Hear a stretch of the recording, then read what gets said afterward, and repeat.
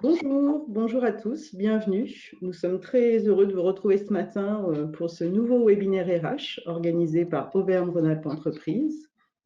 Voilà, donc on est ensemble pendant 1h30 autour du sujet du recrutement. Sujet ô combien d'actualité, n'est-ce pas? Avec à la fois une dimension assez pragmatique dans ce webinaire et puis aussi faire le point sur peut-être des innovations en termes de pratiques, d'outils, notamment autour de la e-réputation. Donc, je suis Farid Attali, je suis chargée d'affaires RH au sein d'Auvergne-Rhône-Alpes Entreprises. Je travaille sur le territoire du Rhône. Je suis accompagnée d'Aurélie Lajari. Bonjour Aurélie. Bonjour à tous. Donc, Aurélie est chargée d'affaires RH dans le Cantal. Voilà, donc juste 2 mots sur Auvergne-Rhône-Alpes Entreprises. Donc, c'est une association parapublique de développement économique avec une gouvernance publique-privée. Nous accompagnons les projets des entreprises régionales, donc plutôt des entreprises industrielles ou de services à l'industrie, tout au long de leur vie, de leur projet, que ce soit au niveau de l'implantation, du développement, d'investissement, d'internationalisation, de projets européens et d'emploi-formation. Effectivement, c'est ce qui nous réunit aujourd'hui. Donc, on est répartis sur toute la région Auvergne-Rhône-Alpes avec donc des antennes sur chaque territoire et nous sommes à peu près 130 salariés pour accompagner les PME régionales. Nous avons le plaisir aujourd'hui d'accueillir Suzanne Stock et Nicolas Striffling. Bonjour vous deux. Bonjour. Donc, ce sont des experts qui vont intervenir tout au long de ce webinaire. Donc, autour du sujet du recrutement, de la fidélisation, vous allez le découvrir juste après. 2 mots sur nos intervenants. Donc, Suzanne est fondatrice du cabinet Amneo. Donc, elle dirige pour cela une équipe d'une dizaine de consultants. Elle est coach professionnelle depuis plus de 10 ans. Et la particularité, Suzanne, c'est que tu es certifiée en neurosciences. Donc, ça peut avoir son intérêt dans la lecture des différentes problématiques. Donc, tu as une approche plurielle avec tes consultants, que ce soit du conseil RH, du coaching, de la formation. Et tu as à cœur de placer l'humain vraiment au cœur de tous tes accompagnements. Merci d'avoir répondu à notre invitation. Merci pour l'invitation. Nicolas, quant à toi, tu es expert dans le domaine du recrutement, ça tombe bien, j'allais dire, du management et aussi de l'amélioration des conditions de travail. Tu as exercé pendant plusieurs années dans des cabinets de conseil en recrutement. Tu as intégré un service RH d'un leader mondial de la métallurgie. Tu es aussi passionné de montagne et d'escalade et tu t'es lancé en 2012 dans l'aventure de l'entrepreneuriat avec NS Management. Tu es diplômé d'un Master 2 en ingénierie du management à l'Université Lyon 2 et à l'Institut socio-économique des organisations. Tu as aussi une expérience à l'international, notamment en Angleterre et aux États-Unis. Bienvenue, merci d'être là. Merci. Quelques mots sur le fonctionnement de notre webinaire. Je vois qu'il y a des habitués. Vous êtes nombreux ce matin, donc on ne pourra pas ouvrir les micros, mais vous pouvez interagir via le chat. C'est très important pour nous. Si vous avez des questions, des commentaires, n'hésitez pas à le partager et Aurélie se fera votre porte-parole, comme d'habitude. Plaisir. Donc, le webinaire est enregistré, donc vous aurez accès au replay. Et puis, il y aura une enquête de satisfaction aussi, c'est très important pour nous permettre de nous améliorer. Donc, n'hésitez pas à interagir via le chat. Voilà, donc on est ouvert à vos commentaires et vos questions. Sans plus attendre, le programme de ce webinaire. Donc, je vous disais des aspects à la fois classiques et puis innovants. Voilà, donc le programme, on va parler processus de recrutement, e-réputation, nouvelles attentes des candidats, ça on en entend beaucoup parler, et puis peut-être nouvelles compétences associées à ça. Et en fin de webinaire, on vous parlera d'un programme régional qui permettra aussi de vous accompagner dans ces différentes problématiques. Sans transition, Nicolas, je te laisse la main. Merci. Alors, parlons du processus de recrutement. Donc, qu'est-ce qu'on entend par processus de recrutement? Donc, pour nous, il y a 7 étapes importantes qu'il faut préparer. La première étant la définition du besoin. Chercher à avoir une définition du besoin qui soit cohérente à la fois par rapport aux besoins de votre entreprise, mais également cohérente par rapport aux compétences disponibles sur le marché. L'ensemble de ce processus est important à maîtriser. Donc, Faïda, tu peux passer à la slide suivante. Parce que d'être opérationnel permet de faire un contact de qualité avec vos futurs collaborateurs. Donc, on a l'habitude de dire que le recrutement, c'est la première action de collaboration entre l'entreprise et le futur collaborateur. Et donc, comme chacun sait, la première impression compte. Donc, autant le faire le mieux possible pour donner une bonne image dès le démarrage à ses futurs collaborateurs. Il faut aussi savoir qu'aujourd'hui, les candidats, on les assimile à des consommateurs. Donc, ils deviennent vos clients internes de votre entreprise. Et donc, comme tout client, ils ont des exigences en termes de service, en termes de qualité, en termes de réactivité. Et donc, il est important de considérer les candidats comme des clients et de les traiter comme vos propres clients externes, finalement, avec les mêmes leviers. Il faut quand même pas oublier que les candidats sont de plus en plus exigeants et c'est une vraie difficulté pour les entreprises. Beaucoup nous disent on peut pas s'aligner aux exigences des candidats et je pense que ça serait personnellement une erreur de s'aligner à toutes les exigences. Du coup, en fixant un processus de recrutement, vous fixez également les limites où vous voulez aller et ne pas aller.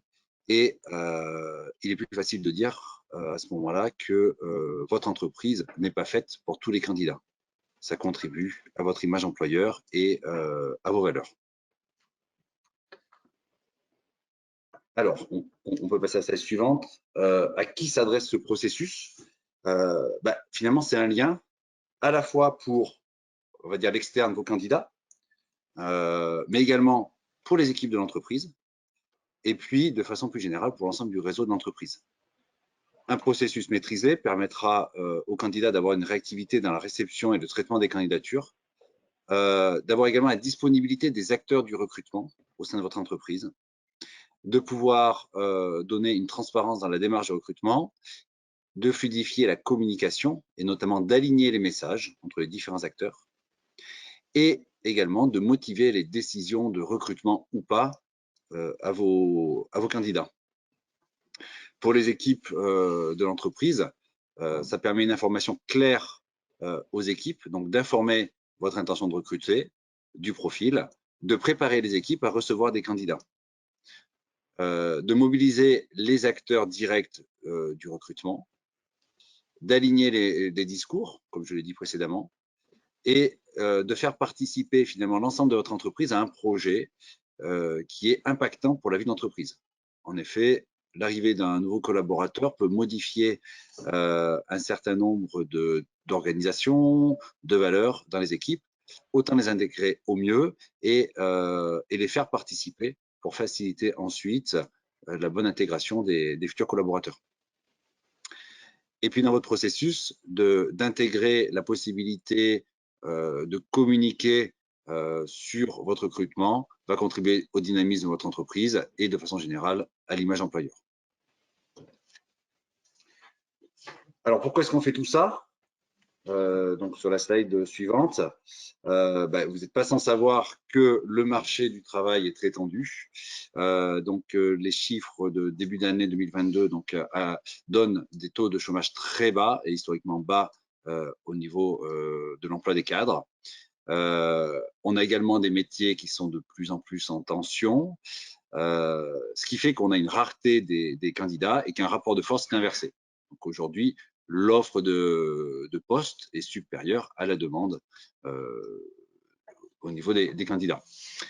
Les candidats donc deviennent plus sélectifs puisqu'ils ont davantage de possibilités de trouver un emploi et les candidats restent très peu sur le marché du travail. Donc, il est nécessaire d'être réactif quand on trouve un profil intéressant. Il faut pouvoir l'analyser, le recevoir dans les meilleurs délais.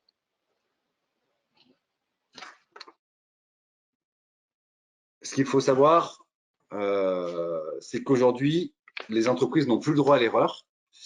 Une mauvaise expérience de recrutement affecterait 78% des candidats dans leur décision d'accepter ou non une offre d'emploi.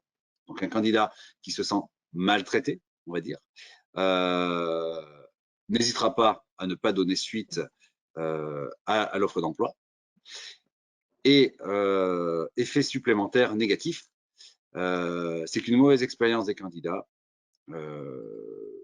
entraîne une mauvaise image de l'entreprise, puisque 92% des candidats dénigreraient l'activité de l'entreprise auprès de leur réseau professionnel ou personnel suite à une mauvaise expérience. Les erreurs qui sont le plus fréquemment soulignées par les candidats sont un manque d'organisation interne, d'où la nécessité de bien préparer votre processus. Tout ce qui est délai flou, contour du poste, pas tout à fait maîtrisé, entraîne une réticence de la part des candidats à s'engager sur le poste. Lorsque vous recevez des candidats, une mauvaise préparation du rendez-vous va également être impactante. Donc, ne pas connaître suffisamment le CV du candidat, ne pas avoir un discours d'entreprise clair et pareil, ne pas maîtriser l'ensemble des contours du poste. Des délais non tenus sont également source de fuite de la part des candidats. Dans les délais non tenus, je parlerai également de la ponctualité au niveau des entretiens. C'est vrai que beaucoup de candidats soulignent le fait qu'ils ont dû attendre longtemps avant de rentrer en entretien. Et aujourd'hui, c'est quelque chose qui est très mal apprécié. Des informations qui peuvent être décalées entre l'offre d'emploi et les discours de recrutement. Donc ça nous arrive souvent. Ça nous arrive notamment sur la rémunération, où on a une rémunération affichée et puis au cours de l'entretien, la rémunération va changer, qu'elle soit sur le montant ou qu'elle soit sur les composantes de la rémunération. Et ce point est forcément mal apprécié des candidats et en règle générale, on a quasiment à coup sûr une défection du candidat. Et enfin, c'est l'absence de réponse et qui reste majoritairement soulignée par les candidats.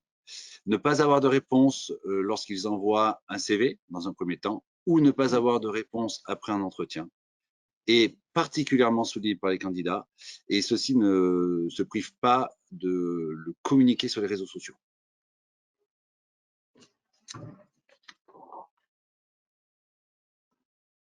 Alors, heureusement, il n'y a pas que du négatif. On a des candidats qui nous soulignent des bonnes pratiques, parmi lesquelles l'entretien visio ou l'entretien présentiel. Donc, c'est vrai que de laisser le choix entre l'entretien visio ou l'entretien présentiel, aujourd'hui, c'est important.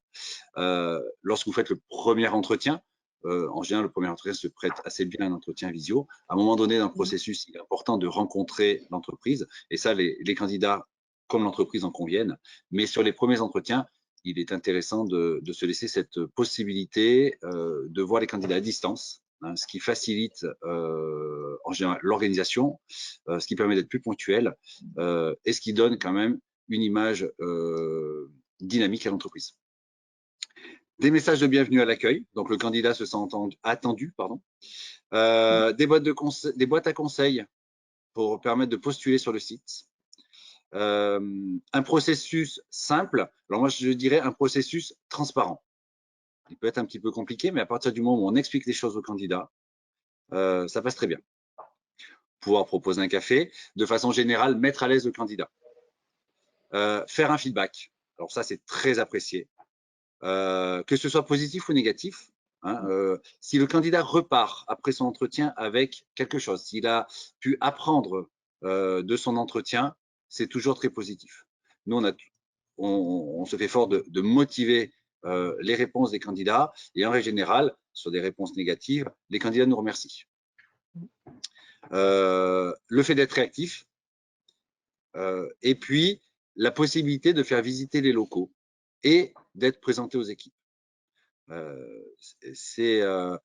Encore une fois, ça fait partie de la prise en considération des candidats et c'est très apprécié. Alors, pour faire tout ça, quelques repères, quelques conseils. Donc, ça va perdre du temps pour en gagner, c'est-à-dire bien préparer votre recrutement, lorsque c'est possible. Bon, il y a des fois des recrutements à faire en urgence, mais dans tous les cas, savoir se poser à un moment donné pour bien préparer les différentes étapes de votre processus. De créer dans l'urgence, créer des imperfections, créer du flou et peut entraîner une mauvaise expérience candidat. Pour tout ça, on vous propose un petit guide avec en 2 étapes. Donc, la première étape, bien identifier le besoin. On vous propose de suivre un certain nombre de questions et d'y répondre. Donc, les intitulés du poste, le statut, le degré stratégique du poste, les missions précises à réaliser à court et moyen terme, pour quels résultats, les savoir-faire et compétences indispensables, les savoirs, et comment vous allez accueillir et accompagner le collaborateur durant ces premiers mois. Important de prendre le temps de bien réfléchir et important de le travailler en équipe. Dans l'organisation de l'action de recrutement, donc les autres étapes, il est important de nommer des pilotes du recrutement. Donc, qui fait quoi à quel moment. Également, de donner le temps nécessaire sur les différentes étapes du recrutement. On sait qu'aujourd'hui, la recherche de candidats prend beaucoup de temps. Donc, il faut pouvoir dégager le temps nécessaire. Il faut également de la réactivité pour rencontrer les candidats. Donc, il faut pouvoir dégager du temps pour proposer des rendez-vous aux entretiens de façon le plus rapprochée lorsque vous avez les premiers contacts.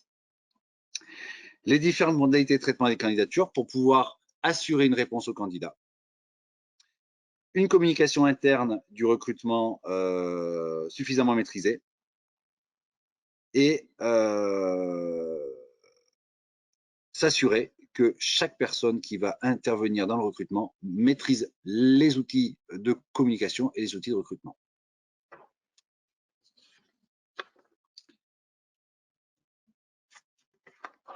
Les pièges à éviter seraient de surqualifier les postes au moment de la définition du poste.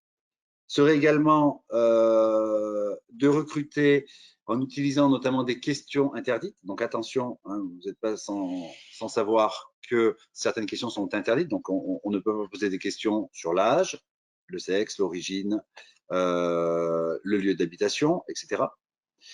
Donc pas de discrimination. Et ne pas se concentrer uniquement sur les personnes, mais bien parler de compétences. Lorsque vous avez trouvé votre candidat, félicitations. Vous en êtes, on a l'habitude de dire, vous en êtes au début de l'aventure.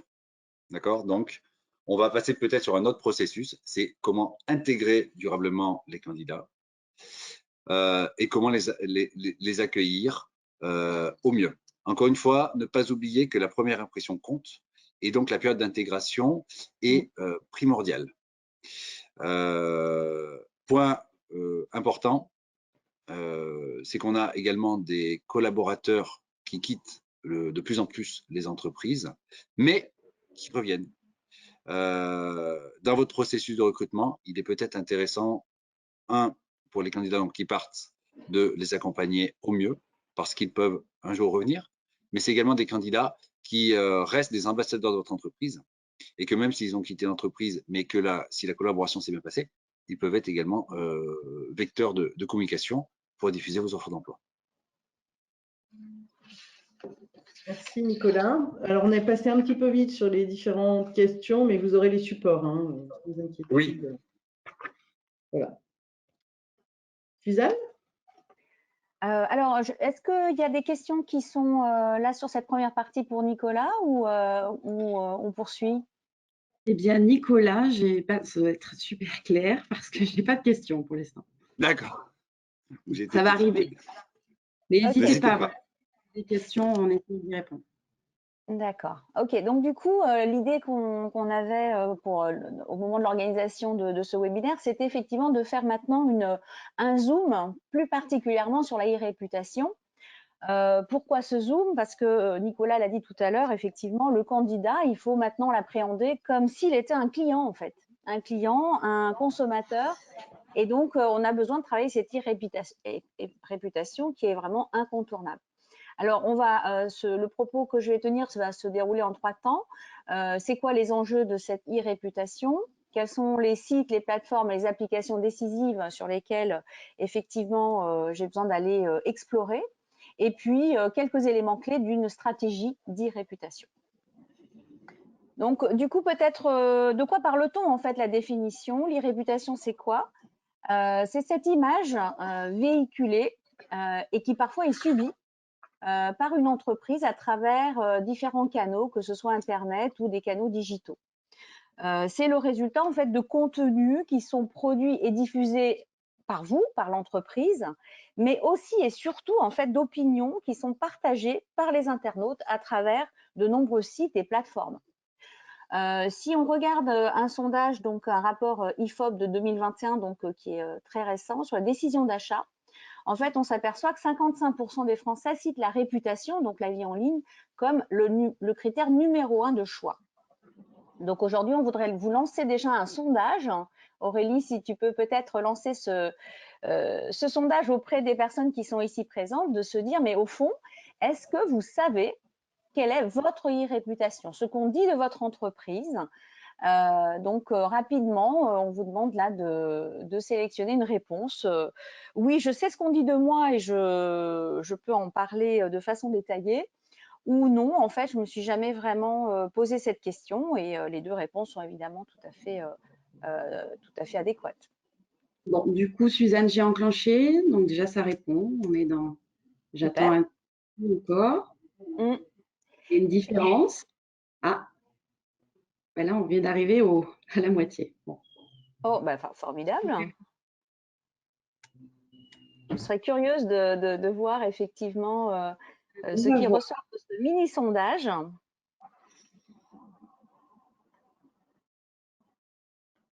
Là, encore un tout petit instant. Je publie les résultats. Mm.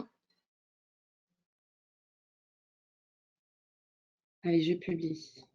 Alors, qu'est-ce que ça dit? Moi, j'ai un peu de voir le verre à moitié plein. En fait, là, pratiquement un peu moins de la moitié d'entre vous sont déjà au fait de ce qui se dit sur votre entreprise. Je vais inviter l'autre moitié, celle qui ne sait pas encore ce qu'on dit de son entreprise, d'aller peut-être justement après ce webinaire regarder et consulter les différents avis pour voir en fait ce qui est dit. On va peut-être revenir à notre support si vous le voulez bien. Merci d'avoir répondu. En fait, cette e-réputation, les enjeux que nous avons, c'est vraiment de voir quels seraient les bénéfices concrets d'une stratégie qu'on pourrait mettre en place pour avoir des avis pilotés tout au long de l'année par votre entreprise. Pourquoi? Parce qu'il y a un premier enjeu, c'est de pouvoir rassurer les candidats. Plus de 70% des candidats, en fait, vont consulter cette e-réputation. Avant l'entretien, après l'entretien ou avant de dire oui, très probablement avant même de vous rencontrer. Ils vont consulter ces avis et ils vont déjà avoir un certain nombre d'informations qui vous concernent. Si votre note de e-réputation est en dessous de 4, très honnêtement, déjà, ça sème le doute, voire même un candidat qui pourrait décider de ne même pas répondre à votre annonce. Une fois que les candidats consultent les avis, la démarche habituelle, c'est que du coup, ils regardent les réponses que vous avez éventuellement données aux avis qui sont mentionnés. Et ils vont lire en fait ces réponses. À plus de 95%, les candidats vont lire les réponses que vous avez apportées. Donc bien sûr, l'avis est important, mais la réponse que vous allez apporter est tout aussi importante. Et ce qui est important également, c'est que les avis qui sont publiés vous concernant soient des avis qui soient récents. Parce qu'on considère que des avis trop anciens pourraient être un peu moins pertinents. D'où l'idée d'être en veille, en fait, de façon permanente sur ce qui se dit de mon entreprise. Le deuxième enjeu sur cette e-réputation, c'est de les convaincre, en fait. D'abord, on va les rassurer et ensuite, on va les convaincre. Pourquoi? Parce qu'en fait, le candidat aujourd'hui, il a plutôt un certain nombre d'offres qui lui sont peut-être proposées. Et il va pouvoir en fait choisir. Il va pouvoir, dans les offres qui sont faites, dans les entreprises qui lui proposent de le rejoindre, il va pouvoir choisir et donc il va regarder telle entreprise, quelle est l'ambiance dans cette entreprise, le niveau de rémunération, quels sont les avantages qu'elle propose. Donc, ce qui va être dit dans votre e-réputation va permettre de convaincre ou non le candidat de vous rejoindre.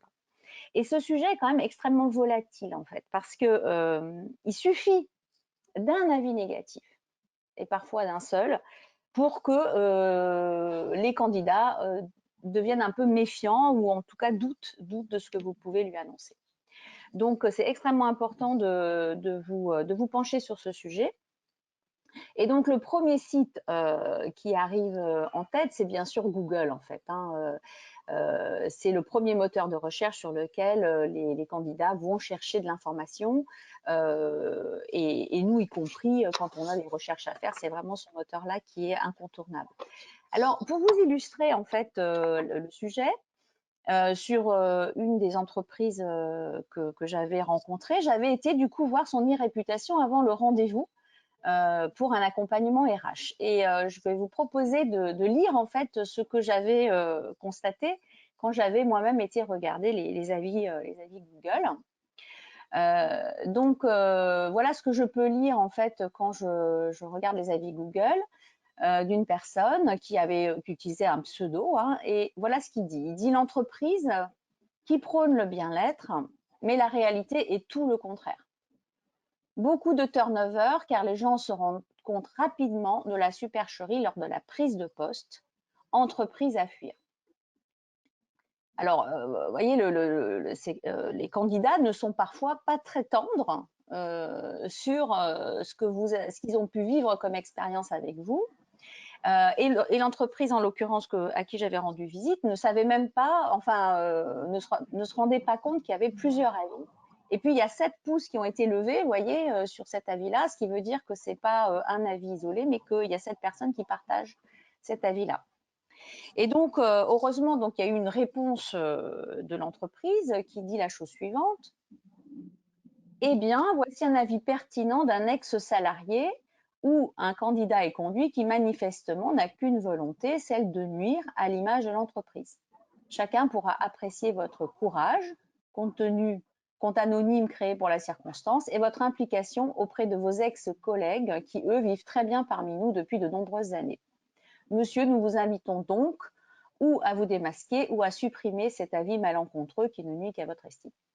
Alors, je ne sais pas ce que vous pensez de la réponse qui est apportée, mais elle est quand même, de mon point de vue, elle est quand même un peu maladroite. En gros, et pour avoir discuté du coup avec l'entreprise, effectivement, pour eux, ce candidat ne valait rien et que c'était bien qu'il soit parti. Et il faut faire attention parce que dans ce que j'écris également, ce qui ne veut pas dire que je vais valoriser cette annonce-là, mais dans ce que j'écris, il faut également faire preuve effectivement de pertinence et puis de faire en sorte que les internautes qui lisent la réponse se disent « Ah bah oui, en effet, il y a une réponse qui est vraiment construite par rapport à ça ». Donc, je vous invite à poser des questions dans le chat. Si au fil de l'intervention, vous avez effectivement des questions qui vous viennent. Alors, on l'a vu, donc le site numéro 1, c'est bien sûr Google, mais ensuite, évidemment, les internautes, les candidats, en fait, ne s'arrêtent pas là et en fait, ils vont faire une deuxième recherche qui est effectivement, est-ce que ce que je lis, par exemple, de ce qui est éventuellement dit de ma réputation, je vais aller aussi regarder le site web de l'entreprise, en fait. Comment ce site web en fait parle de l'entreprise. Est-ce qu'il y a effectivement des témoignages des collaborateurs qui sont là, des vidéos? Est-ce qu'il y a une page candidat? Comment c'est fait? Ils vont se faire aussi une idée par rapport à ça. Et puis surtout, ils vont croiser les informations pour regarder en fait si c'est la véracité de ce qui peut être écrit, avec aussi un regard critique sur la source, c'est-à-dire qui est-ce qui parle et est-ce que cette source en fait elle est fiable, est-ce que je peux avoir confiance. Donc le troisième élément, ce sont toutes les plateformes. En fait, effectivement, toutes ces plateformes d'avis spécialisées, elles sont très nombreuses. Je vous en ai nommé que quelques-unes. Hein, mais par exemple, le candidat va aller sur Glassdoor et va pouvoir découvrir en fait l'avis sur l'entreprise, sur les niveaux de salaire, sur les avis effectivement que les candidats ont postés sur les entretiens d'embauche, comment se passent les entretiens chez vous. Il y a également des avis sur les avantages de l'entreprise, qu'est-ce que vous proposez par rapport à d'autres. Donc ça, c'est ce qu'on peut trouver sur Glassdoor. Vous avez aussi Great Place to Work. Si je prends le cas de Welcome to the Jungle, par exemple, qui est un job board, ils vont vous proposer de venir dans l'entreprise et puis de valoriser, en fait, votre marque employeur, valoriser tout ce qu'ils estiment être intéressant de mettre en avant dans votre entreprise. Donc, ils vont par exemple interviewer vos salariés, ils vont filmer, faire des photos, ils vont vraiment valoriser même des choses qui vous paraissent pour vous simples, mais comme l'histoire de l'entreprise, en quoi elle représente un savoir-faire français unique, en quoi votre entreprise, elle est intéressante et là, je ne parle pas que des grosses entreprises en fait. Hein. Pour vous donner un ordre de grandeur, l'intervention de Welcome to the Jungle, c'est 1 200 € pour avoir accès à cette vitrine-là, par exemple. Et puis, il y a aussi, alors si je prends Choose My Company, que j'ai un peu focusé là-dessus, si on regarde la slide suivante, où en fait, vous voyez, les candidats vont pouvoir aller regarder en disant, bah, moi, je suis particulièrement, par exemple, si je suis dans la tech, hein, là, c'est le petit icône complètement à droite, si je suis dans la tech, je vais pouvoir voir les entreprises où ceux qui sont dans la tech sont les plus heureux. Donc, il y a effectivement un classement. Et aujourd'hui, on sait particulièrement à quel point c'est difficile de trouver des développeurs, des personnes qui sont pointues, qui peuvent travailler dans les SS2I. Eh bien, ces candidats-là sont courtisés. Et eux, ce qui peut les intéresser, c'est de rejoindre une entreprise où ils vont pouvoir se faire plaisir sur ces aspects-là. Vous voyez, il y a un autre classement qui s'appelle Hybrid Work. Et ça permet aussi de voir quelles sont les entreprises qui sont les plus engagées dans l'optimisation du travail à distance. Comme le disait Nicolas tout à l'heure, hein, aujourd'hui, effectivement, il y a un certain nombre de conditions aussi pour se rendre attractif et le mode hybride, le mode de travail hybride est quelque chose qui est regardé de près. Est-ce que, vous voyez, il y a un autre classement qui s'appelle Happy Index Candidate et c'est les entreprises où on est les plus respectueuses des candidats recrutés ou non recrutés d'ailleurs. Donc, vous voyez, vous avez peut-être effectivement des classements qui peuvent vous valoriser ou pas. En tout cas, connaître votre positionnement sur cette e-réputation est indispensable. Alors, comment du coup travailler sur cette stratégie d'e-réputation là? Donc là, je vous donne là quelques clés en fait. Parce que on part du postulat qu'en fait les candidats ou les commentaires qui peuvent être faits sur votre entreprise, c'est souvent ceux qui sont insatisfaits qui vont effectivement aller poster des avis et ce qui veut dire que ceux qui sont satisfaits de la manière dont le recrutement s'est déroulé vont pas forcément en fait aller écrire quelque chose vous concernant. Donc pour cela, ça peut être intéressant de faire des enquêtes de satisfaction personnalisées. Alors enquête par exemple auprès des candidats, des enquêtes auprès des collaborateurs. L'idée c'est de collecter régulièrement des avis. Alors, au bon moment, par exemple, ça peut être après un processus de recrutement, ce serait le bon moment, pour demander l'avis au candidat de comment il a vécu cette expérience-là avec vous et de pouvoir éventuellement utiliser un outil dédié qui permet, une fois que la personne a répondu à cet avis, que cet avis soit diffusé automatiquement, par exemple, sous forme d'avis Google. Là, ce sont effectivement des outils qui sont spécialement conçus pour ça. Ce qui est intéressant aussi, c'est que vous puissiez analyser les retours hein, dans une démarche d'amélioration continue au fond, comment je peux continuer de perfectionner l'expérience candidat en fonction de ce qui m'a été dit. Et tenter d'inciter effectivement les collaborateurs et les candidats à poster ses avis et puis régulièrement animer, faire vivre sa e-réputation dans la durée. En fait, c'est un sujet qui est un fil rouge. Et pour ça, il faut être en veille sur cette e-réputation. Pour être en veille, moi, je vous invite par exemple à créer un Google Alert sur votre nom ou sur le nom aussi du dirigeant, ce qui permet en fait de scanner l'ensemble du web et de pouvoir avoir un retour sur ce qui se dit en fait de vous de façon un peu automatisée, parce que ça vous permet de recueillir tous ces éléments-là rapidement avec ce Google Alert. Alors, vous n'avez pas une vision complète de ce qui peut être votre e-réputation. Vous avez aussi des zones aveugles, tout ce qui va se dire de vous sur les réseaux fermés, comme par exemple un réseau qui s'appelle Discord, comme des Facebook aussi, mais fermés, ou des groupes WhatsApp. C'est des choses qui vont vous échapper et qui pourtant sont aussi intéressants. Mais si déjà vous pouvez agir sur des zones où vous pouvez avoir de l'impact, ce serait en effet extrêmement intéressant pour pouvoir, on l'a dit, séduire et attirer effectivement ces candidats. Suzanne, j'ai une petite question qui vient d'arriver. Donc, bonjour, pourriez-vous nous donner des exemples d'outils permettant d'intégrer des accords de diffusion automatiques sous forme d'avis Google? Oui, effectivement, on a Guest, comment on appelle ça? Je l'ai sur le bout de la langue. Ça s'appelle Guest. C'est quelque chose avec Guest. Laissez-moi 2 minutes, je vais vous le retrouver. Effectivement, c'est proposé par Google également.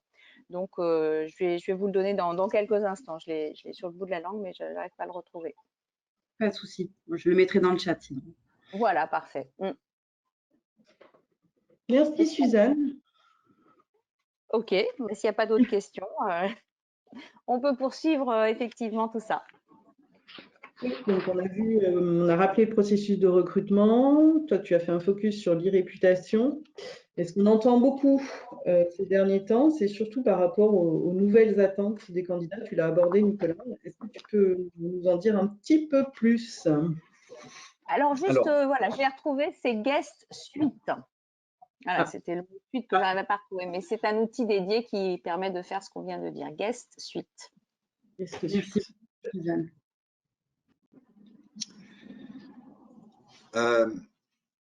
Aujourd'hui, effectivement, les attentes des candidats sont multiples. Il va y avoir différents supports également attendus. Donc, déjà des attentes par rapport au message. Aujourd'hui, ce besoin de transparence est nécessaire pour les candidats. Comme je le disais, tout ce qui peut être un peu flou, des contours de poste pas très arrêtés, des informations sur la rémunération qui ne sont pas données, sont autant d'éléments qui mettent les candidats en alerte. J'imagine que vous avez déposé des CV, notamment sur la PEC. Vous avez une petite alerte lorsque vous décidez de ne pas mettre en avant le salaire, de ne pas afficher ça sur votre annonce, avec une statistique disant que les annonces sur lesquelles le salaire n'apparaît pas clairement sont beaucoup moins lues et beaucoup moins analysées par les candidats que celles qui jouent à transparence. Donc, moi, mon conseil, c'est d'afficher la rémunération et puis d'être transparent, de pouvoir être en mesure ensuite de l'expliquer.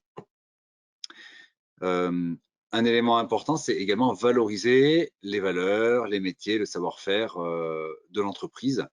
Les candidats, donc on le verra, mais commencent par regarder le poste, les missions, et si les missions les intéressent, elles vont s'intéresser à l'entreprise. Et aujourd'hui, l'image de l'entreprise, son secteur d'activité sont très importants pour l'épanouissement des collaborateurs. Donc, il est important de pouvoir les valoriser à travers notamment le site Internet. C'est vrai que Suzanne en parlait. Aujourd'hui, une entreprise qui n'a pas de site Internet ou un site Internet qui n'est pas suivi interroge toujours. Est-ce qu'il y a des choses à cacher? Si on ne peut pas récupérer des informations, pour quelles raisons? Le premier réflexe des candidats après avoir lu l'annonce, c'est d'aller sur le site Internet. Les témoignages de pairs, donc donner la parole à vos collaborateurs, sont des choses qui sont très appréciées par les candidats. Faire en sorte que les collaborateurs puissent parler de leur entreprise, témoigner de leur parcours, permet aux candidats de s'identifier, de se projeter plus facilement.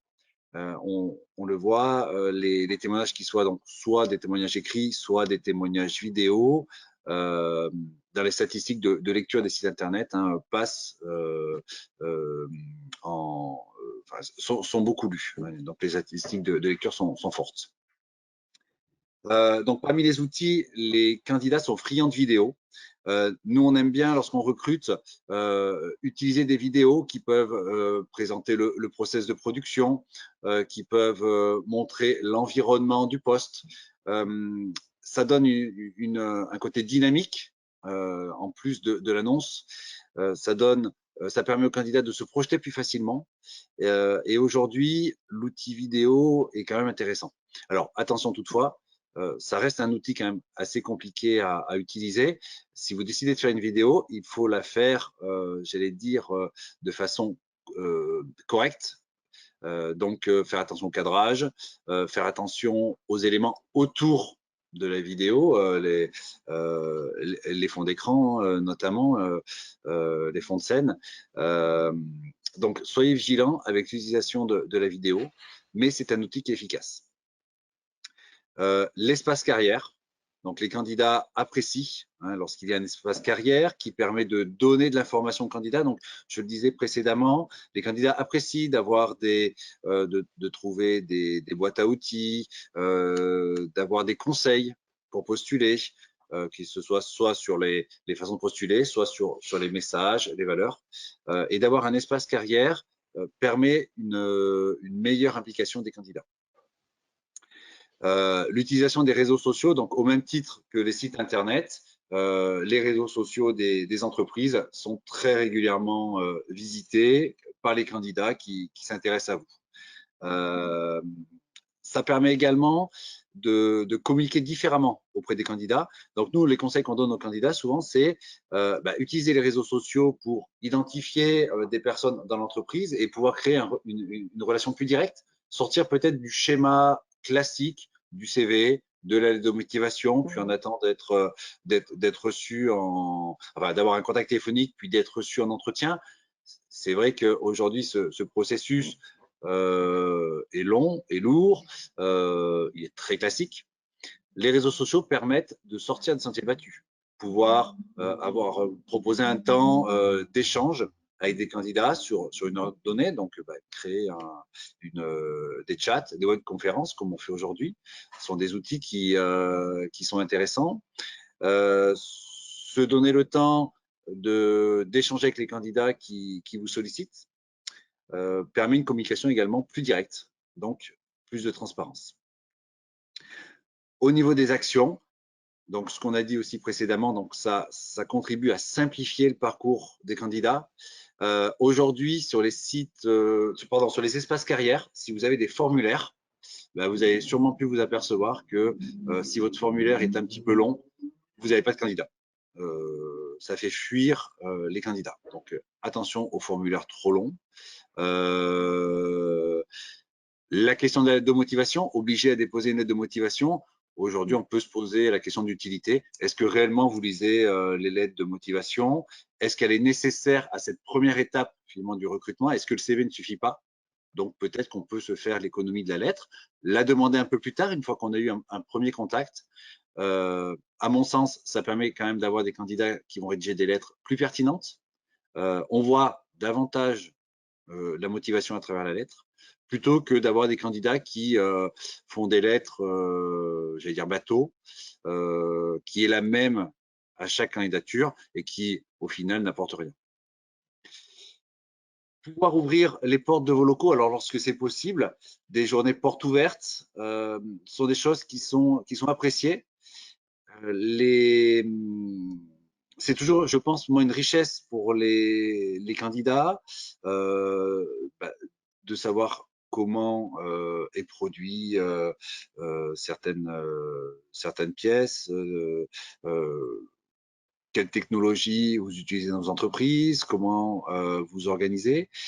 C'est une excellente façon de permettre aux candidats de se projeter dans votre quotidien et inciter davantage à postuler. Ça, c'est très vrai sur des entreprises ou des secteurs d'activité qui ont une image un petit peu dégradée. Hein. Donc, alors maintenant, ça a bien changé, heureusement, mais pendant un temps, notamment l'image de la métallurgie, donc je connais un petit peu, était quand même une image assez négative. On voyait ça comme des métiers difficiles, des métiers sales ou autres. Et le fait de communiquer, d'ouvrir les portes des entreprises, on a réellement réussi à inverser la tendance. Nicolas, Enfin, oui. Nicolas, du coup, j'ai une petite question là qui vient en lien, de changer de sujet sur les réseaux sociaux. Quels réseaux sociaux, du coup, si vous pouviez en citer des exemples qui sont utilisés en Oui. fait? Alors, pour moi, le réseau social le plus important à maîtriser, à utiliser, c'est LinkedIn. Aujourd'hui, c'est le réseau social professionnel qui est le plus utilisé. LinkedIn est également très dynamique, j'allais dire, pour la promotion de son réseau.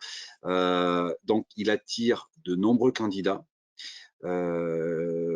et c'est aujourd'hui un réflexe, hein, on s'aperçoit, pour les candidats d'utiliser LinkedIn.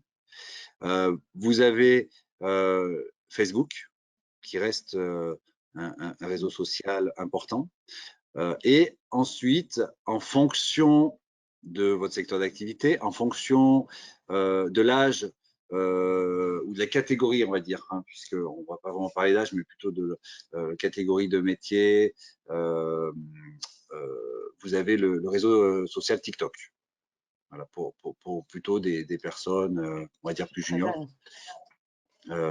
Qui peut être un outil important. Alors, ce qu'il faut voir aussi, c'est, je veux dire, comment vous les communiquez. Hein, si vous les faites beaucoup d'images, beaucoup de vidéos, le réseau social comme Instagram ou TikTok sont parfaitement adaptés pour ça. Si on est sur une communication peut-être un petit peu plus institutionnelle, je dirais que LinkedIn est peut-être le plus intéressant. Le gros intérêt en tout cas de ces réseaux, encore une fois, c'est de les utiliser pour la réactivité dans les relations et pouvoir contacter des personnes en direct. Voilà, j'espère que j'ai pu répondre à la question. Merci. Merci beaucoup. Voilà, donc le dernier point, donc en faisant de votre recrutement une expérience qui permettra aux candidats de garder une image positive de votre entreprise. Alors j'aime bien cet exemple. Souvent, on propose aux entreprises de faire des recrutements dans lesquels on va mettre en action le candidat, c'est-à-dire qu'on va le mettre en situation de travail. Donc sur un poste de responsable qualité, on a proposé de faire un process un petit peu différent, c'est-à-dire que le candidat, on l'a vu rapidement dans une salle, de façon classique pour présenter les acteurs, permettre de connaître le parcours du candidat, et puis lui expliquer le processus de recrutement. Et ensuite, on l'a emmené dans l'entreprise, dans les ateliers. Et on lui a proposé, au cours de la visite de l'entreprise, de faire une chasse au risque pour permettre d'apprécier sa façon d'analyser les situations de travail, d'analyser l'environnement de travail. Et on lui a également proposé de réaliser un audit qualité sur un poste de production. Alors, évidemment, le collaborateur opérateur était informé et on a laissé les candidats faire leur métier. l'intérêt, c'est qu'on a pu observer le mode de fonctionnement de chaque candidat.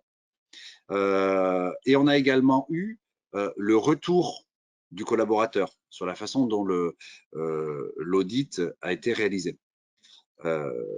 Ça a permis de mettre en valeur les candidats, leur savoir-faire, ça a permis de mettre en valeur l'opérateur et de le faire participer au recrutement. Ça nous a permis de prendre des décisions motivées et de vraiment pouvoir se projeter dans la future collaboration avec le candidat. Donc l'intérêt, c'est que le recrutement donc, a été réussi et a été un succès. L'autre intérêt, c'est que tous les candidats qui n'ont pas été retenus, on a pu leur expliquer pourquoi de façon précise. Et tous les candidats ont souligné l'originalité du processus, le fait d'être intégré à la vie d'entreprise. Donc voilà, c'est des petites organisations qui, à mon sens, sont relativement simples à mettre en place et qui peuvent permettre de faire la différence. D'une part, pour préciser et pour être plus pertinent dans l'analyse des candidatures, et d'autre part, pour l'image employeur. Alors, j'ai trouvé quelques statistiques sur les attentes des candidats et comment les candidats analysaient et les offres d'emploi et les entreprises. Donc, la mission, le poste reste les éléments déterminants. Donc, il est important de pouvoir décrire des missions, des postes de façon synthétique, claire et précise. Les candidats font forcément un choix sur la localisation du poste, les compétences demandées et l'intitulé du poste. Alors, sur cette statistique, le salaire apparaît en 5e position. Alors, moi, je serais un peu plus nuancé quand même. J'aurais tendance à dire que ça reste le nerf de la guerre. Aujourd'hui, il est quand même important vous pouvez aller chercher des niveaux de rémunération moyens. Vous avez des outils gratuits sur la PEC, sur Pôle emploi, qui permettent de récupérer les niveaux de salaire moyens pratiqués. Et il est quand même important de pouvoir comparer vos rémunérations proposées par rapport au niveau de salaire moyen. Puisque c'est vrai que des salaires qui sont en dessous des moyennes, forcément, vont beaucoup moins attirer les candidats. Mais il est vrai que le salaire ne fait pas tout. Donc, de pouvoir indiquer des missions claires. Ce qu'il faut savoir, c'est que les candidats vont regarder en premier lieu le titre du poste. Alors, je fais une nuance entre l'intitulé du poste, qui peut être l'intitulé de la fiche de poste, et le titre du poste qu'on peut mettre sur les offres d'emploi. Si vous recherchez un responsable de production, si on tape responsable de production sur les job boards, il va en sortir un certain nombre et votre offre d'emploi va être quelque part noyée dans la masse. Si vous pouvez préciser dans le titre un responsable de production dans tel secteur d'activité ou responsable de production avec une particularité, quelque chose qui permette de, juste dans le titre, de donner une précision supplémentaire, peut-être que déjà, vous allez sortir de l'ensemble de ces postes. En tout cas, de mettre une petite précision va attirer le regard du candidat. Donc, va permettre une lecture, un nombre de clics un peu plus important. Une fois que le candidat est arrêté, donc à cliquer parce que le titre l'intéresse, il va commencer par regarder la mission. Donc, dans vos offres d'emploi, si vous commencez par décrire votre entreprise, ce n'est pas tout à fait ce que recherche le candidat au départ. Il va vouloir regarder la mission. Et si la mission l'intéresse, il va regarder votre entreprise. Si l'entreprise vous intéresse, bien sûr, il regardera les autres éléments. Donc, moi, ce que je vous conseille, c'est dans vos offres d'emploi, c'est de faire très attention au titre. Finalement, il faut faire passer toute une offre d'emploi uniquement dans le titre de l'annonce. Donc, c'est un exercice d'écriture un petit peu compliqué, j'en conviens, mais qui est déterminant. Et ensuite, dans vos offres d'emploi, mettez en avant, dans un premier lieu, donc vos missions, les missions du poste que vous proposez, et ensuite précisez la présentation de votre entreprise. Lorsque les candidats s'intéressent aux entreprises, ils vont bien sûr chercher des informations sur le secteur d'activité. Et s'ils sont intéressés, donc le réflexe de consommateur, on va chercher sur Internet des informations sur l'entreprise pour avoir des éléments sur la réputation. Donc, ce que disait Suzanne, hein, de maîtriser votre réputation est essentiel, puisque ça va être, une fois que votre offre d'emploi a été identifiée, ça va être la première chose faite par les candidats, c'est d'aller chercher des éléments sur votre entreprise. La mise en avant de vos valeurs. Aujourd'hui, donc, les candidats veulent s'identifier à l'entreprise, veulent être fiers de leur travail et fiers de leur entreprise. Et pour ça, ils accordent une grande importance aux valeurs de l'entreprise. La taille compte, que ce soit dans une PME, un grand groupe. Chaque entreprise, quelle que soit sa taille, offre des avantages propres. Donc, à vous de les mettre en avant. Et la bonne santé économique, alors c'est un élément, mais nous on s'aperçoit que ce n'est pas l'élément principal. Très très peu de candidats, pour ainsi dire aucun candidat, ne nous parle de la santé financière de l'entreprise. C'est vraiment un élément accessoire. Alors, dans les postes financiers, un petit peu plus, mais là encore, on est assez surpris. On nous en parle peu. Vraiment, les candidats reviennent toujours sur la réputation, les valeurs, les secteurs d'activité. Hein, ce sont vraiment les 3 points sur lesquels les candidats nous interrogent.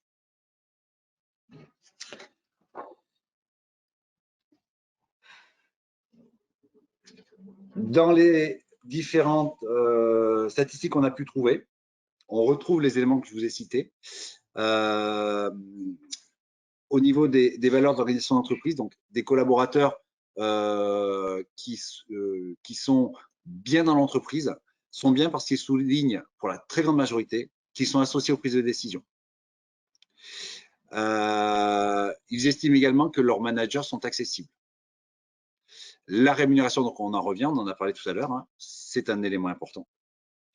La possibilité de se former également est un élément très important dans le bien-être et l'attrait des candidats pour les entreprises.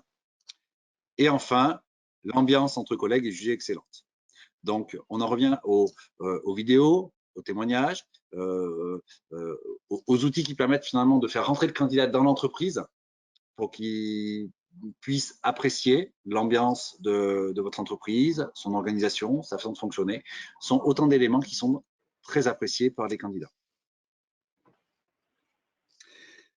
Enfin, moi, je rajouterai en conclusion sur cette slide, les candidats, et je l'ai dit tout à l'heure, attendent de la transparence. Je pense qu'il ne faut pas oublier que le monde du travail reste le monde du travail, avec des moments agréables, des moments plus difficiles, des organisations qui peuvent être contraignantes. Je pense que les candidats sont tout à fait prêts à l'entendre. Il suffit de leur dire.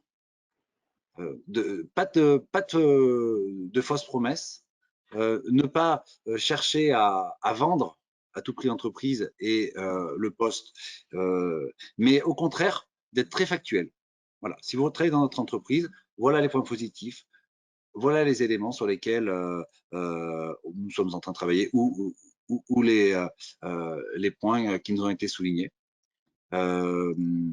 Expliquez ça. Et le candidat ne sera pas surpris. Et à partir du moment où le candidat sent que vous lui parlez vrai, que vous êtes transparent avec lui, vous allez instaurer un climat de confiance. Et il sera tout à fait prêt à accepter les contraintes qu'il peut y avoir. Puisqu'encore une fois, les candidats ne sont pas naïfs, savent aussi que dans le monde du travail, tout n'est pas rose. Merci Nicolas. Tu parlais de formation et du coup, Oui. de s'interroger un peu sur les compétences associées à ces candidats, ces futurs salariés. On entend tout et le contraire. Suzanne, si tu peux nous éclairer là-dessus. Oui, absolument. Je vais rebondir du coup en faisant un zoom plus particulier sur les attentes des candidats et même des collaborateurs d'une manière générale à être formés en fait tout au long de leur vie. Alors, ce qui se passe, c'est qu'effectivement, au moment du recrutement, je vais faire le meilleur choix du candidat qui est disponible à l'instant T, avec ses compétences techniques et ses soft skills également que je vais appréhender au moment du recrutement. Mais parfois, je ne trouve pas le candidat idéal. Ça arrive quand même assez fréquemment que j'aurais aimé plus de compétences. Et ce que l'on peut faire dans ces cas-là, et vraiment je vous invite à y réfléchir de façon approfondie, c'est de pouvoir en fait mettre en place dans vos organisations ce qu'on appelle effectivement les entreprises apprenantes. Vous avez la loi du 5 septembre 2018 pour la liberté de choisir son avenir professionnel qui renforce véritablement les possibilités pour toute entreprise de devenir apprenante.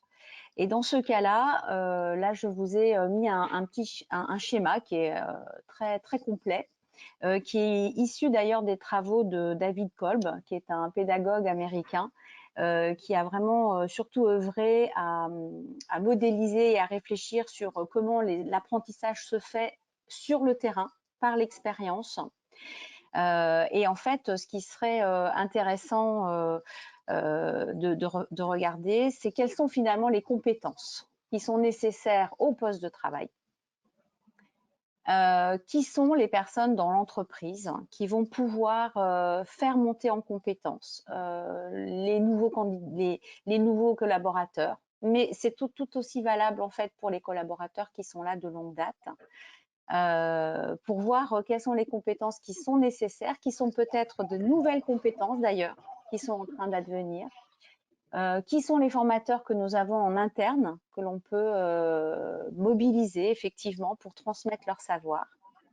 Et au travers du cycle de la mise en situation de travail, on va pouvoir transmettre un certain nombre de compétences nécessaires au poste pour que le nouveau collaborateur soit efficace, opérationnel, le plus rapidement possible. Et pour ça, on peut démarrer par un premier temps qui est en fait son positionnement, c'est-à-dire comment il se positionne en termes de compétences. Il y a des compétences qui sont déjà là de son expérience passée. Il y a des compétences acquises et il y a des compétences qu'il doit acquérir. Parfois, on prend effectivement un poste dans un environnement qui est très spécifique, avec des compétences qui ne se trouvent pas à l'extérieur. Vous voyez, vous pouvez acquérir les compétences soit par des apports théoriques, donc avec des formations que l'on peut prendre à l'extérieur auprès d'organismes de formation, mais pas toujours.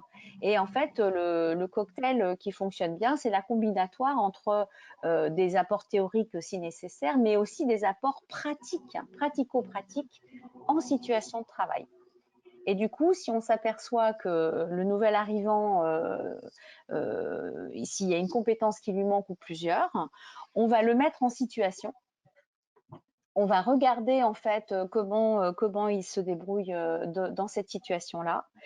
Le formateur interne va lui apporter en fait les compétences, va expliquer, va parfois montrer, parfois c'est un geste, un mouvement sur une machine qui est indispensable à maîtriser. Donc le formateur va lui montrer, va lui expliquer et va lui permettre d'expérimenter en fait en situation de travail ces gestes-là. Va corriger si nécessaire, hein, en lui laissant effectivement aussi possibilité d'avoir un droit à l'erreur s'il n'y a pas de risque dans cette pratique-là. Et puis, une fois que la compétence s'installe, eh bien, faire une mise en situation d'évaluation pour pouvoir dire, bah, en effet, cette compétence, elle est maintenant acquise. Et c'est un cercle vertueux qui va permettre, compétence par compétence, d'amener en fait les nouveaux collaborateurs à être rapidement, totalement opérationnels dans la fonction.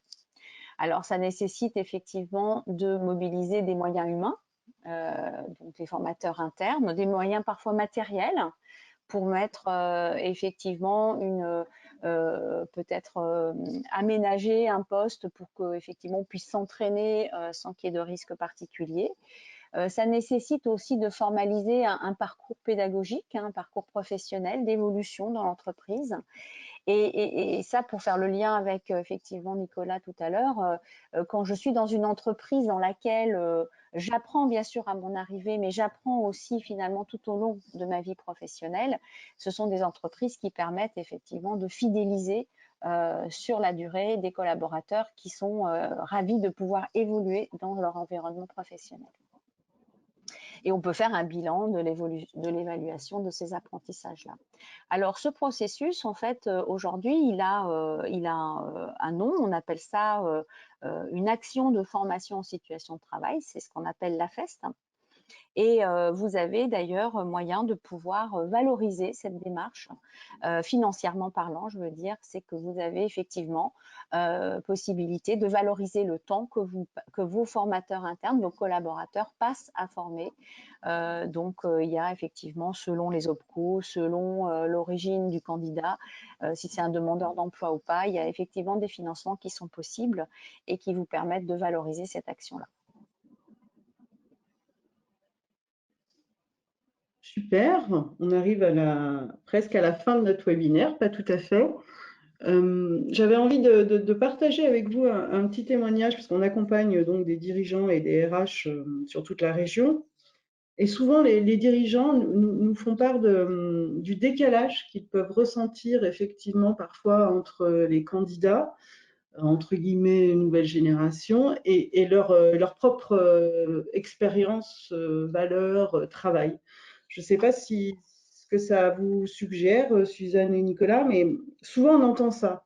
Et du coup, on ne sait pas forcément comment répondre. Donc, je serais intéressée d'avoir un peu votre opinion là-dessus. Alors, c'est plus par rapport aux attendus des générations Z, ta question, Farida.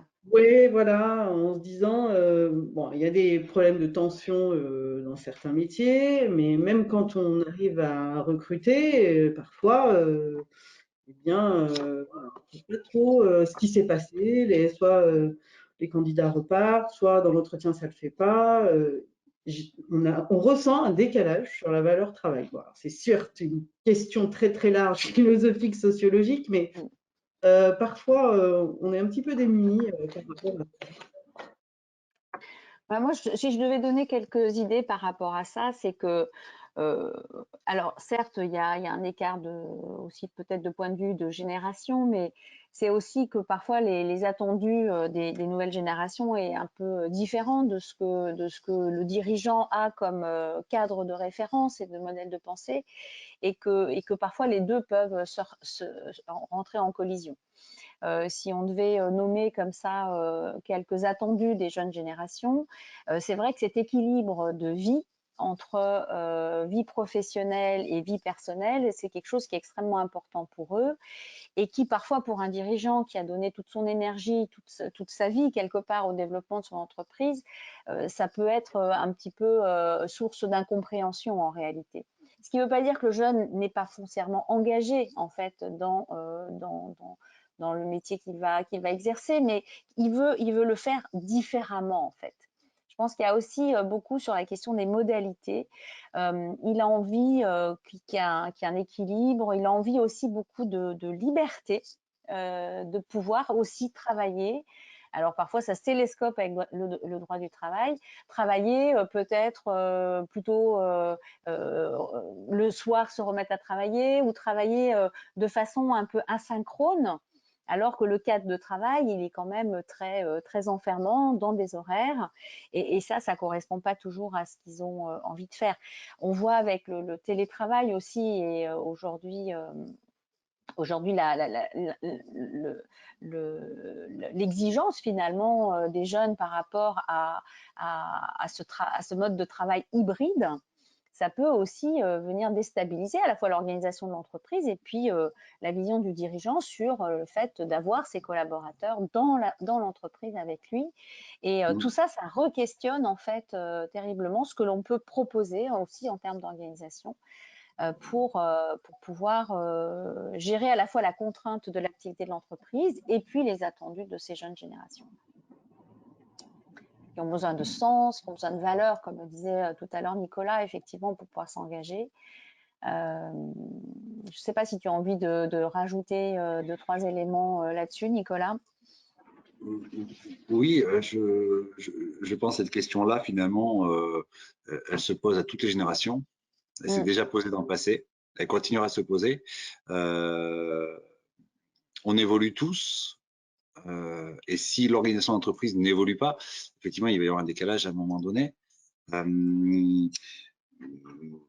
Qu'est-ce que veulent effectivement les collaborateurs aujourd'hui? Donc déjà, moi, je pense que c'est important de pouvoir les interroger, parce que faire des réponses aussi générales, on s'aperçoit qu'on est tous différents. Donc, d'une entreprise à l'autre, on aura, je pense, des réponses différentes. Mais ça peut être aussi l'occasion d'aller interroger ses collaborateurs, de discuter avec eux, de chercher des solutions qui puissent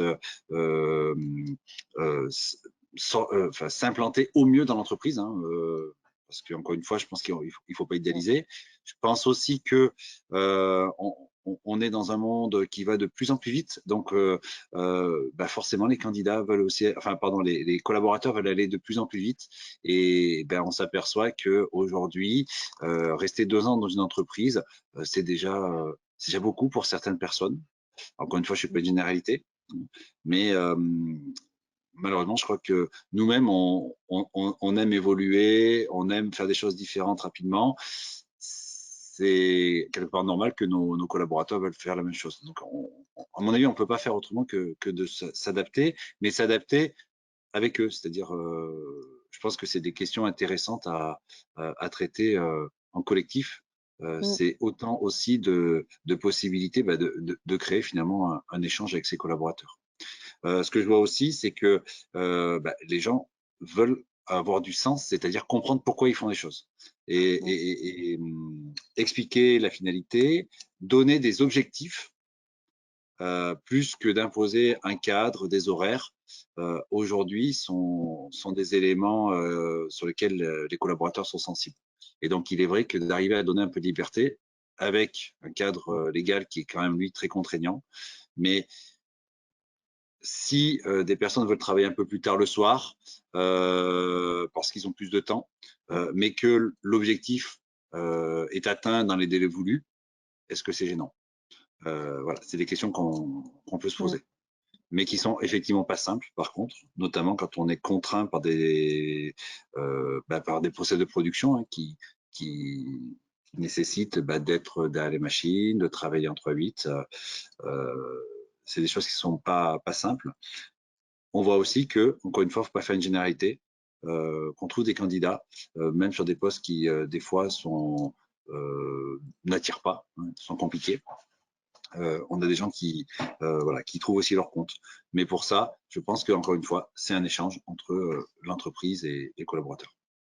Ouais. Et un ajustement mutuel, en fait. Je crois que c'est une belle occasion aussi d'ouvrir la réflexion avec les collaborateurs qui sont en place, parce qu'ils ont beaucoup de choses à dire, et c'est aussi l'occasion de décider ensemble de ce qui serait le mieux, à la fois pour l'entreprise, mais aussi pour chacun d'entre eux.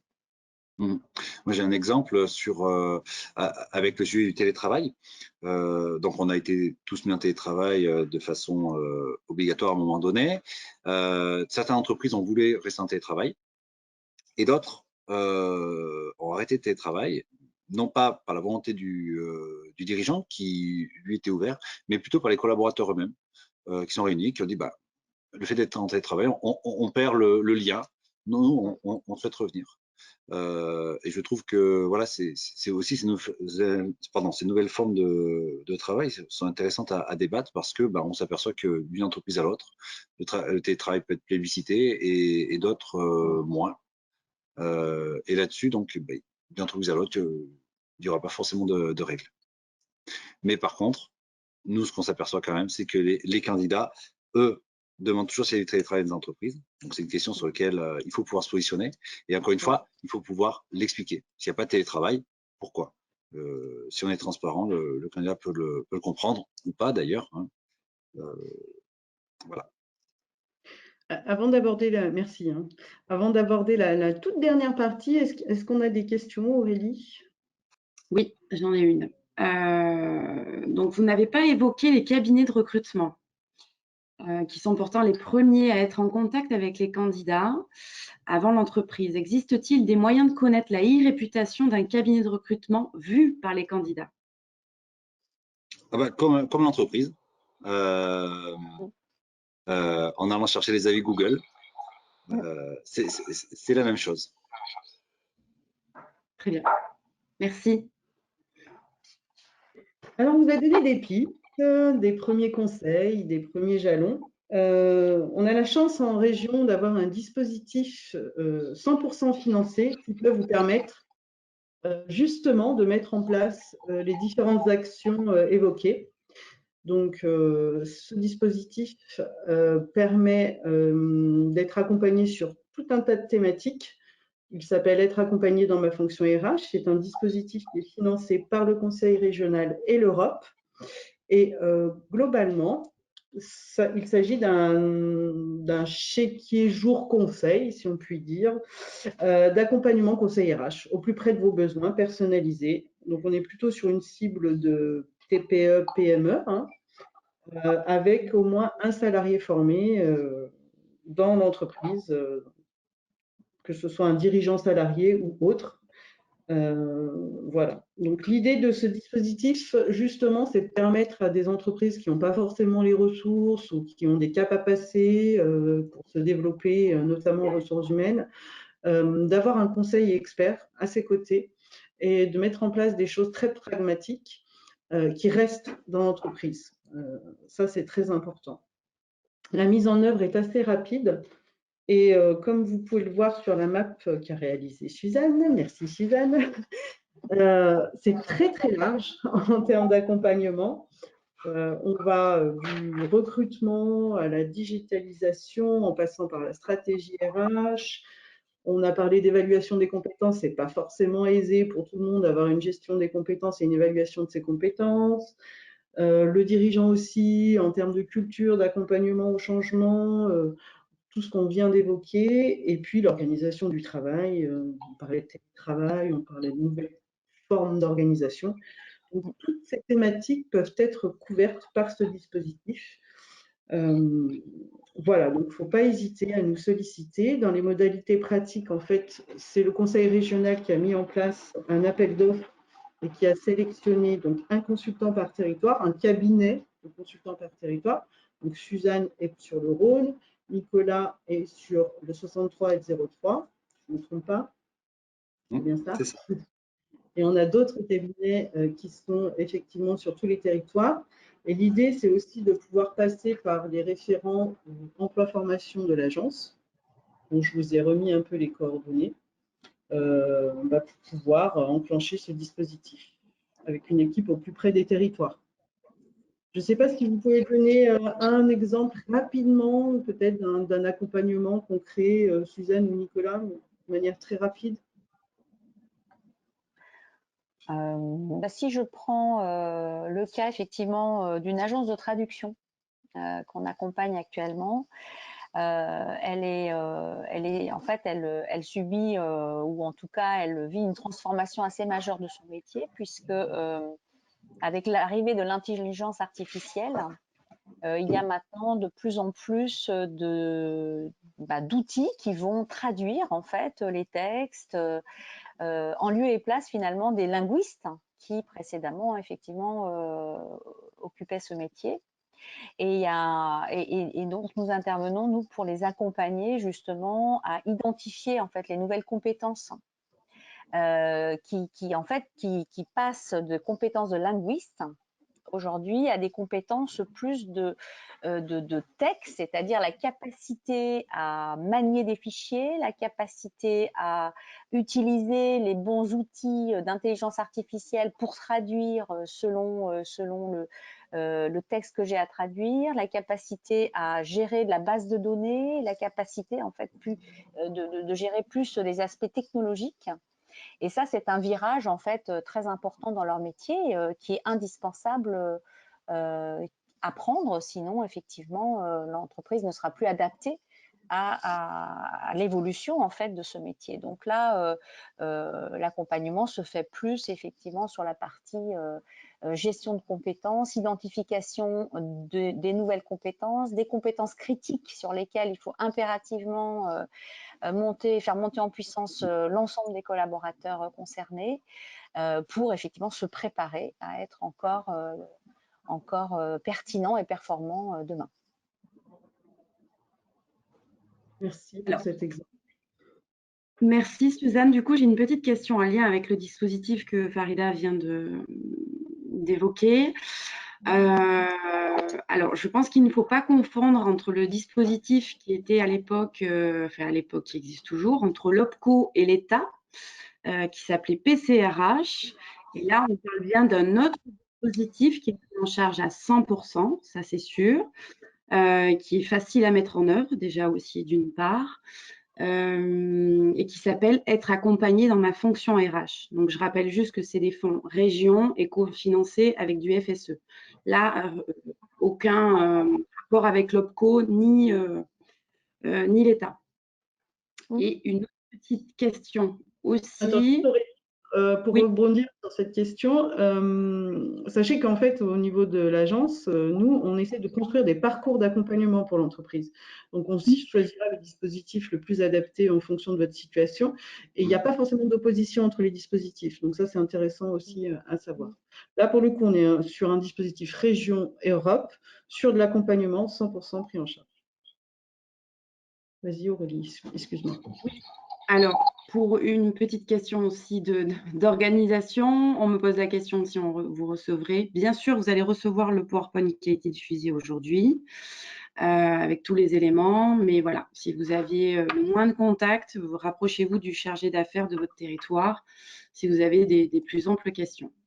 Si je reviens un petit peu en arrière, j'avais, qui est une question intéressante, c'était à mon avis quand on parlait effectivement comment attirer sur des métiers un peu spécifiques. Donc là, la personne évoquait, j'entends pour les personnes qui sont en entreprise tertiaire, mais comment attire-t-on sur des métiers contraints par les horaires usines en 3-8 et en 5-8? Donc il est plus difficile de manager par objectif. Voilà. Oui, je pense que c'était Nicolas qui avait évoqué. Oui. Je pense que je dirais que peut-être que la mission, enfin, sur ces postes d'opérateurs, effectivement, l'attendu, c'est de piloter un process de production, de faire un produit conforme aux attentes de qualité. Vous allez dire, c'est peut-être assez cloisonné. Malgré tout, on a souvent des missions transverses, des possibilités d'intervenir peut-être sur des sujets sécurité, des sujets qualité, des temps où les opérateurs doivent collaborer ensemble, doivent être aussi en contact avec différents acteurs d'entreprise. C'est en tout cas un ensemble de missions qui sont peut-être pas forcément toujours mises en avant, mais qui permettent aussi de souligner le fait que les opérateurs ont un rôle important à jouer dans l'entreprise pour leur propre métier, mais de façon plus générale, sont intégrés dans une organisation.